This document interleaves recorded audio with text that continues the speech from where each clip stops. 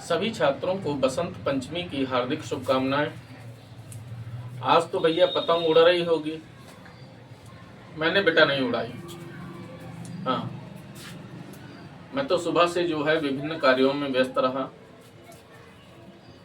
मौका मिला, आप लोगों की याद आ गई, तुमने कहा चलो आपके लिए एक अच्छा सा वीडियो बनाते हैं।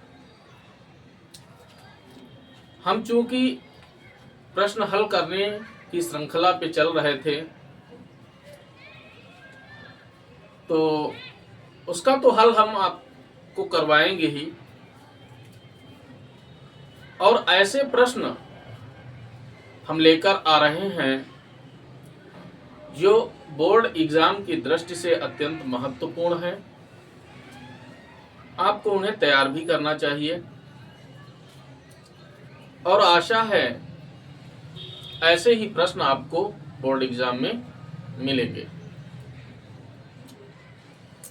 क्योंकि प्रश्न पत्र का प्रारूप निरंतर परिवर्तित हो रहा है। आप अपनी तैयारी में कितना मगन हैं, अपनी तैयारी के प्रति कितना गंभीर हैं,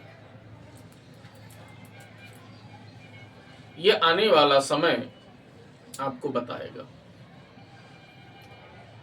हम आपकी तैयारी में कोई कमी ना रह जाए, इसलिए निरंतर प्रयासरत हैं। तो आइए भैया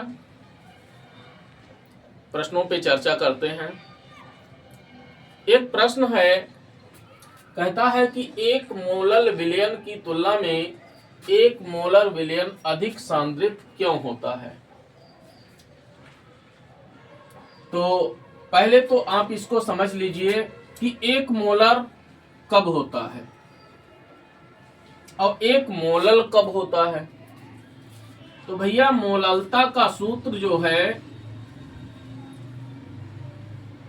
बराबर होता है N/W। यानी यदि 1 किलोग्राम विलायक में विलेय का 1 मोल घुला हुआ है तो ऐसा विलयन एक मोलल विलयन कहा जाता है। एक कहिए ना कहिए, खाली मोलल विलयन कह दीजिए तो उसका तात्पर्य यही होगा कि इस विलयन की मोललता 1 है। तो यह सूत्र होता है।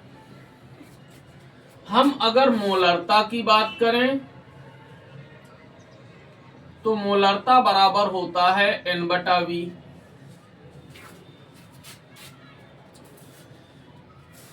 तो भैया समझ गए बात, यानी मोलरता बराबर होता है N/V। यानी 1 लीटर विलायक में विलेय का यदि 1 मोल घुला हुआ है तो ऐसे विलयन की मोलरता 1 होती है। ऐसा विलयन मोलर विलयन बोला जाता है।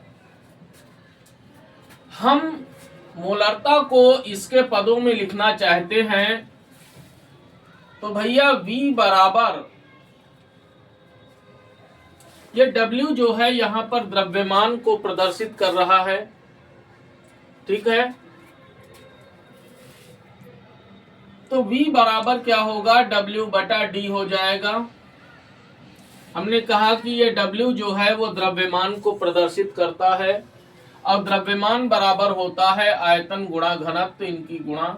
तो आयतन बराबर क्या हो जाएगा, W/D हो जाएगा। अब V की जगह पर अगर हम ये मान रख दें तो क्या हो जाएगा, N/W गुणा D हो जाएगा। तो देखिए मान वही है, घनत्व से गुणा हो रही है, यानी यह हो गया मोललता। तो मोलरता बराबर क्या हो जाएगा, मोललता गुणे विलायक का घनत्व।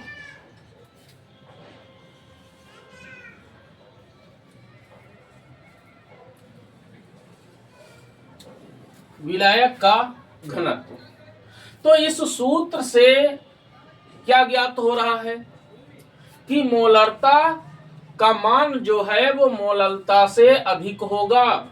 क्यों? क्योंकि मोललता में विलायक के घनत्व से गुणा हो रही है, तब मोलरता आ रही है। इसीलिए एक मोलर विलयन जो है वो एक मोलर विलयन की तुलना में अधिक सांद्र होगा, गाढ़ा होगा।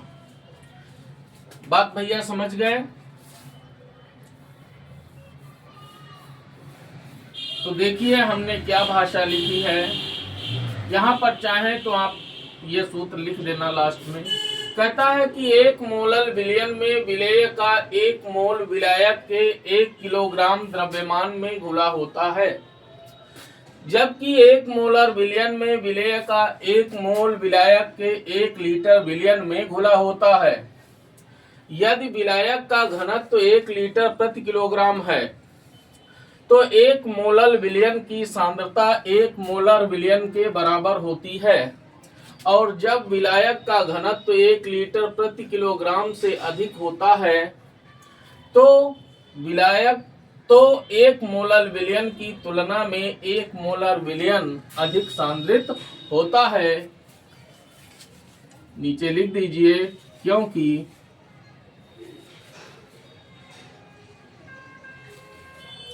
मोलरता बराबर मोललता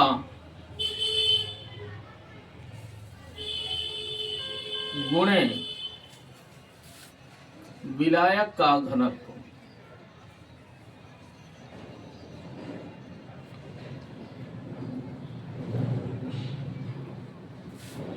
और प्रायः जो विलायक है, शुद्ध जल को छोड़ दीजिए, जिसे हम आशुद्ध जल या डिस्टिल्ड वाटर कहते हैं, आप उसको छोड़ दीजिए, क्योंकि उसका जो है घनत्व 1 लीटर प्रति किलोग्राम होता है।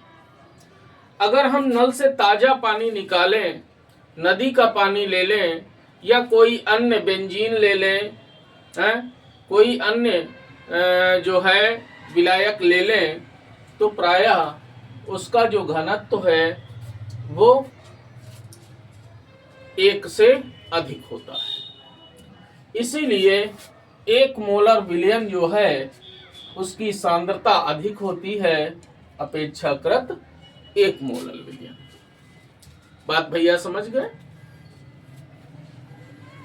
ये भैया नेक्स्ट प्रश्न क्या है? कहता है एथेनॉल के अम्लीय निर्जलन से एथीन बनाने की क्रियाविधि लिखिए।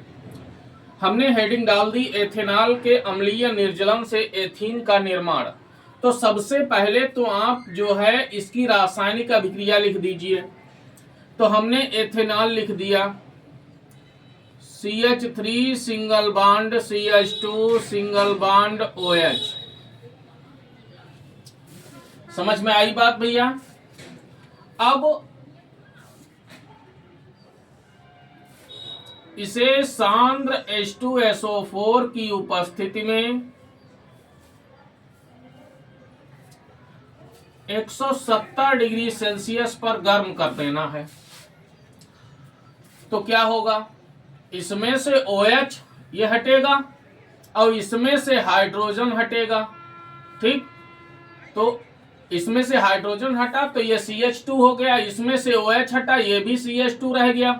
ठीक, एक कार्बन की वैलेंसी इसकी खाली हो जाएगी, एक इसकी खाली हो जाएगी और सिंगल बॉन्ड डबल बॉन्ड में बदल जाएगा, यानी CH2 double bond CH2 plus H2O।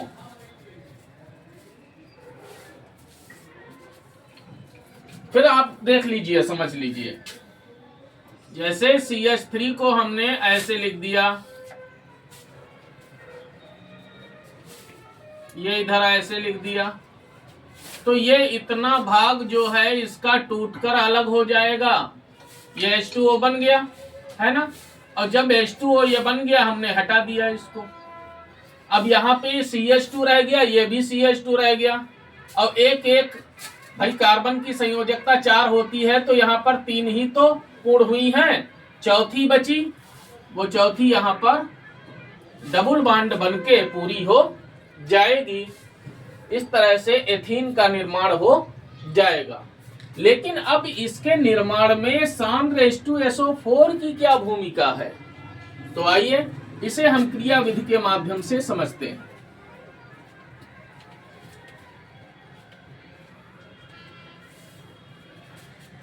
क्रिया विधि, तो फर्स्ट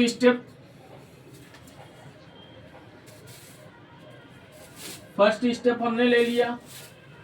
तो फर्स्ट स्टेप में क्या है, देखिए भैया, ये CH3 single bond CH2 single bond O single bond H, ठीक। और ऑक्सीजन के अंतिम कोष में 6 इलेक्ट्रॉन होते हैं, 6 में से 2 इलेक्ट्रॉन साझेदारी में प्रयोग हो गए, 4 इलेक्ट्रॉन ये बचे। इतनी बात समझ गए। अब हाइड्रोजन आयन, जिसे हम प्रोटॉन भी कहते हैं, क्योंकि ये केवल एक प्रोटॉन रखने वाला नाभिक होता है, बात भैया समझ गए।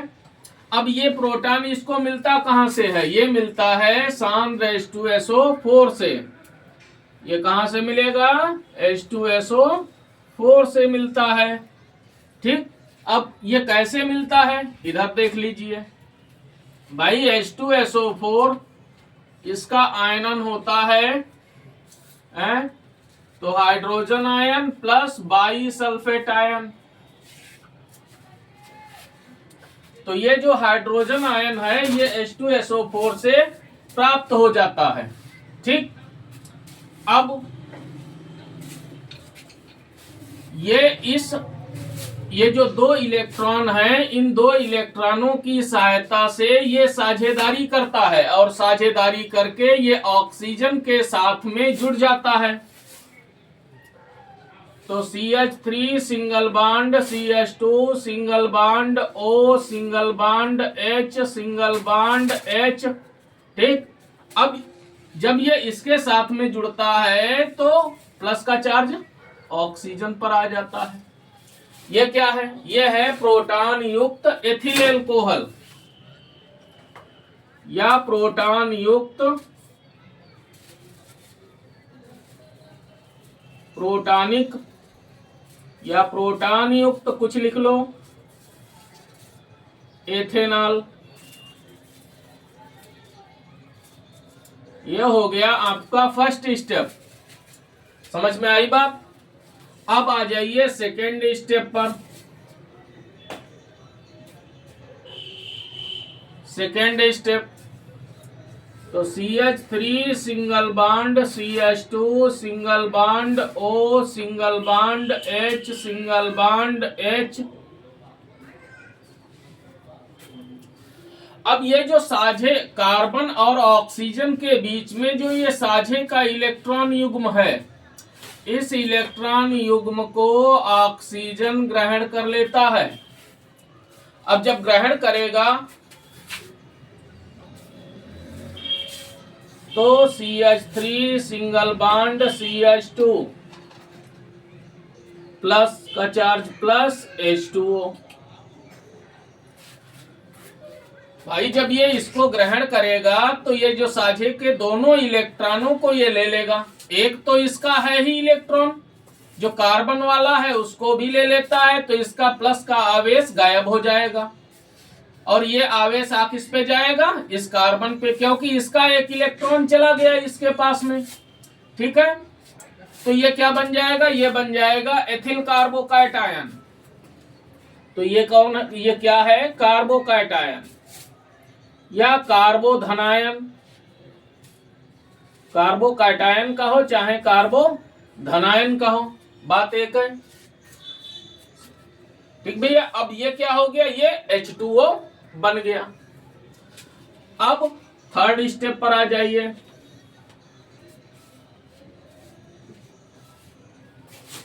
अब ये जो कार्बोकैटायन है,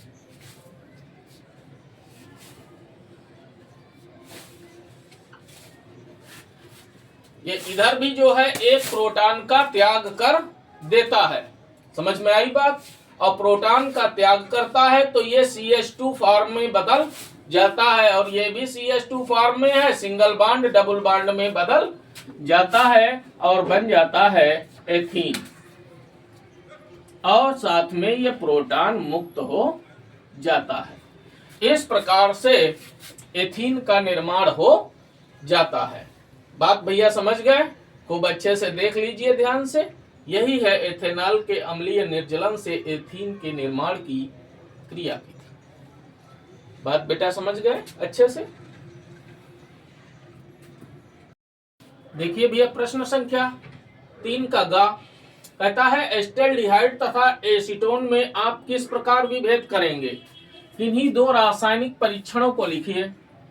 ठीक है भैया, 2 नंबर का है। हमने हेडिंग डाल दी एस्टेल्डिहाइड तथा एसीटोन में विभेद।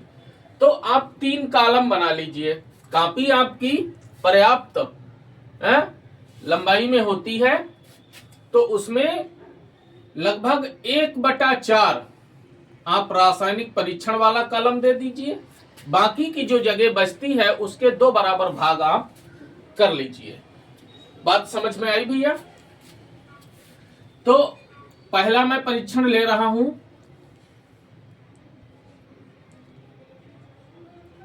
टॉलेन अभिकर्मक के साथ क्रिया। टॉलेन अभिकर्मक से क्रिया।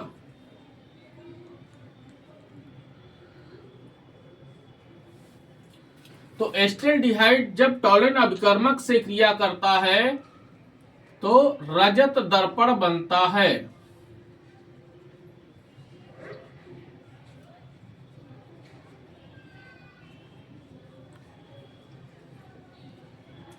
रजत दर्पण बनता है। ठीक है, आप रिएक्शन दे दीजिए। CH3 CHO plus Ag2O gives CH3 COOH plus 2Ag। ये बन गया रजत दर्पण, एस्टिक एसिड बन जाता है। इधर कोई अभिक्रिया नहीं,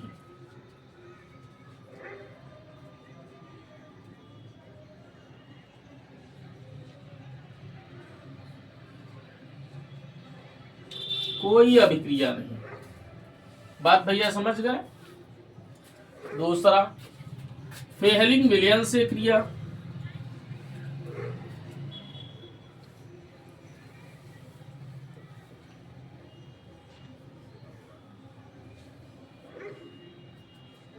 फेहलिंग विलयन से क्रिया।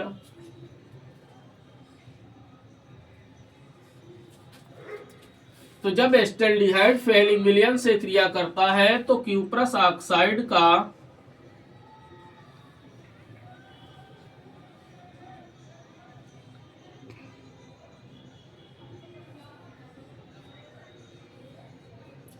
लाल अवक्षेप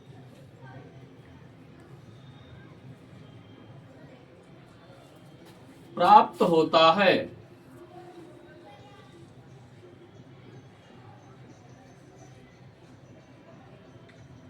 रिएक्शन लिख दीजिए। CH3 CHO plus 2CuO gives CH3 COOH plus ये क्यूप्रस ऑक्साइड का लाल अवक्षेप बन जाता है। ठीक, इधर लिख दीजिए कोई अभिक्रिया नहीं।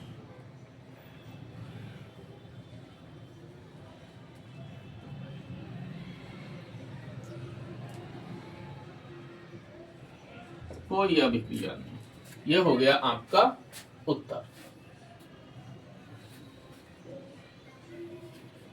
देखिए भैया प्रश्न संख्या 3 घ क्या कहता है? कहता है ग्लूकोज में 5 OH समूह तथा 1 CHO समूह उपस्थित होते हैं। रासायनिक समीकरण देते हुए समझाइए। हमने पहली हेडिंग डाल दी ग्लूकोज में 5 OH समूह की उपस्थिति।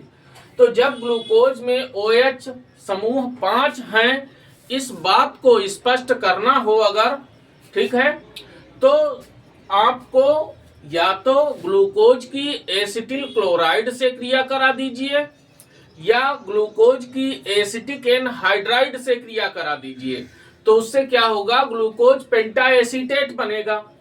ठीक, अब जब ग्लूकोज पेंटा एसीटेट बन जाएगा तो इसका मतलब यह दर्शाता है कि ग्लूकोज में 5 OH समूह उपस्थित है।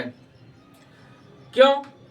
क्योंकि जब एसिटिल क्लोराइड या एसिटिक एनहाइड्राइड से क्रिया होती है तो एसिटिल समूह OH समूह के हाइड्रोजन को विस्थापित करता है। बात समझ में आई बेटा? तो थोड़ा भाषा भी लिख दीजिए। ग्लूकोज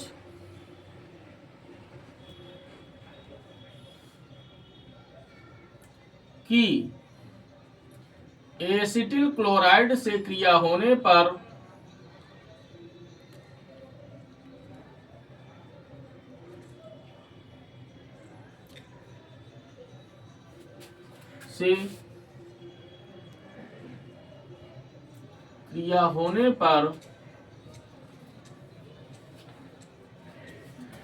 एसिटिल समूह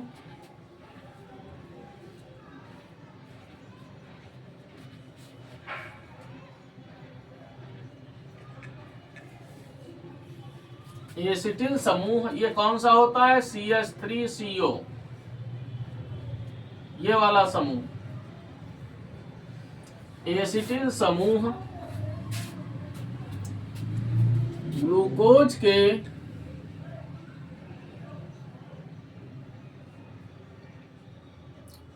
OH समूह के हाइड्रोजन को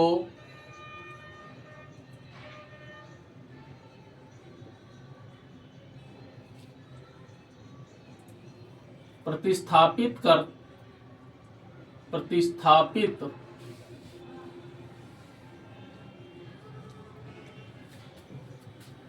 करता है, जिससे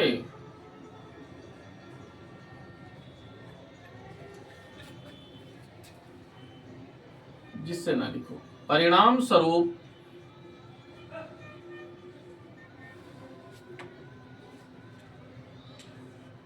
ग्लूकोज पेंटाएसीटेट बनता है।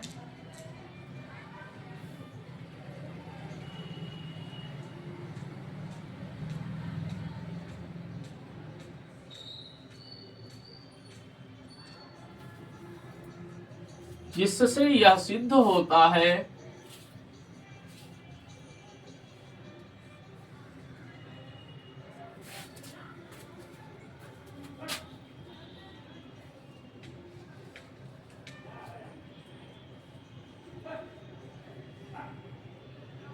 कि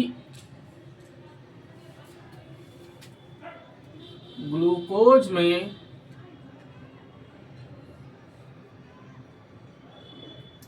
पांच OH समूह उपस्थित होते हैं।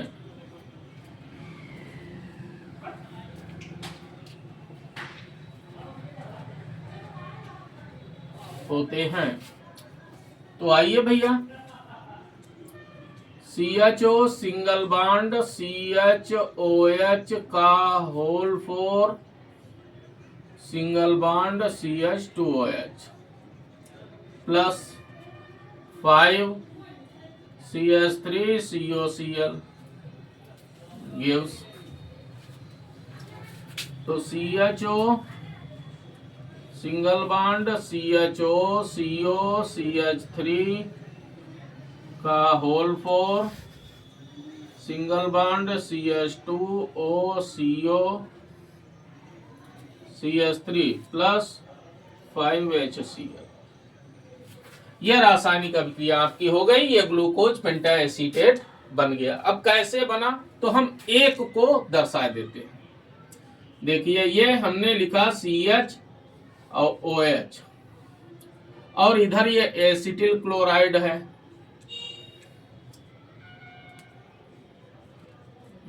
ये इतना समूह इसका टूट जाता है तो क्या बनता है, CHO, CO, वही लिखा CHO, CO, CH3, ये HCl बन जाता है।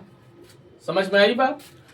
तो अब इस अभिक्रिया से ये स्पष्ट हो रहा है कि ग्लूकोज में 5 OH समूह उपस्थित होते हैं। दूसरा क्या कहता है, कहता है एक CHO समूह उपस्थित होता है। ठीक है, तो देख लीजिए भैया खूब अच्छे से।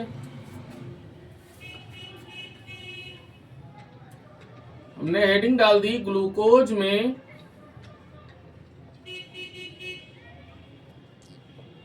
एक CHO समूह की उपस्थिति। अब क्या करिए, हाइड्रोक्सिल एमीन से क्रिया करा दीजिए, ग्लूकोज ऑक्सिन बनेगा। तो glucose hydroxyl amine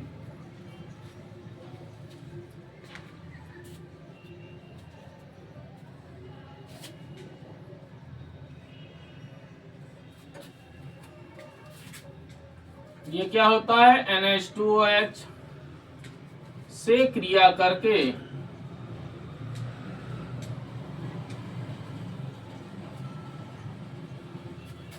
glucose auxin बनाता है।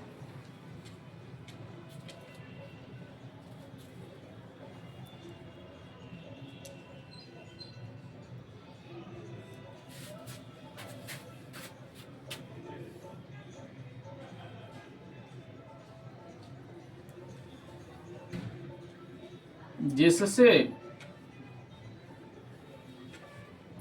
यह सिद्ध होता है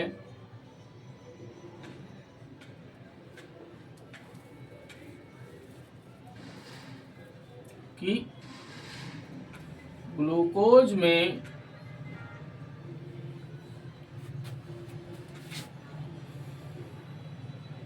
एक CHO समूह पाया जाता है।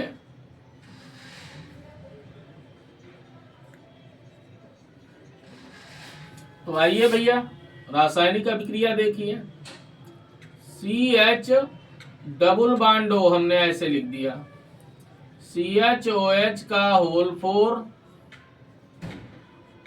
CH2OH।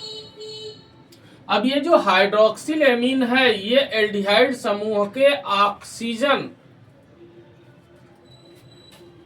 को प्रतिस्थापित करता है। तो हाइड्रोक्सिल एमीन को हमने लिख दिया NH2OH। ये इतना भाग इसका H2O बन के निकल जाता है। समझ में आई बात भैया? तो क्या बनेगा, CH double bond NOH single bond CHOH का whole 4 single bond CH2OH plus H2O। ये भैया बन गया ग्लूकोज ऑक्सिन। ठीक है, अब ये प्रश्न आपका पूरा हुआ। आपको 2 नंबर मिलेंगे जब आप इतना लिखेंगे। बात समझे भैया? अब हम आपसे अगले वीडियो में अगले दिन मिलेंगे। आपका पेपर बेहतर हो, अच्छा हो, इसी शुभकामनाओं के साथ तब तक के लिए आप हमारा इंतजार करिए। खुश रहिए, प्रसन्न रहिए और जम के मेहनत करिए। जितनी ताकत हो उतनी ताकत से मेहनत करो। ये जान लो हर कुछ संभव है। आपकी मेहनत के आगे कोई भी कठिनाई आपको झुका नहीं सकती। तब तक के लिए धन्यवाद।